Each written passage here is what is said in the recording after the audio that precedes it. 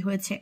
কিন্তু গান্ধারী শ্রীকৃষ্ণের কথা মানতে চাননি। তিনি শ্রীকৃষ্ণকে অভিশাপ দেন যে তুমি যখন আমার সন্তানদের এইভাবে বিনাশ করলে, একইভাবে তুমিও আর বেশি দিন বাঁচবে না এবং তোমার মৃত্যু খুব তাড়াতাড়ি হবে। তুমি হয়তো আর 36 বছর বাঁচতে পারো।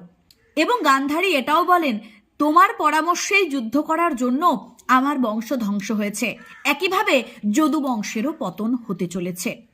এই কথা শোনার পর শ্রীকৃষ্ণ আবারও নিজের যদুবংশে ফিরে যায়। কিন্তু দিনের পর দিন যদুবংশের ক্রমশ পতন ঘটতে শুরু করে। একে অপরের প্রতি হিংসা, একে অপরের প্রতি লোভ লালসাতে যদুবংশ প্রায় ধ্বংস হতে থাকে।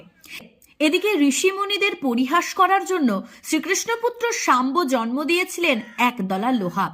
তখন উগ্রসেনের পরামর্শে শ্রীকৃষ্ণপুত্র শাম্ব এবং তার বন্ধুরা মিলে সেই লোহার পিণ্ডগুলোকে খণ্ড খণ্ড করে নদীর জলে ভাসিয়ে দিয়েছিলেন। যখন শ্রীকৃষ্ণ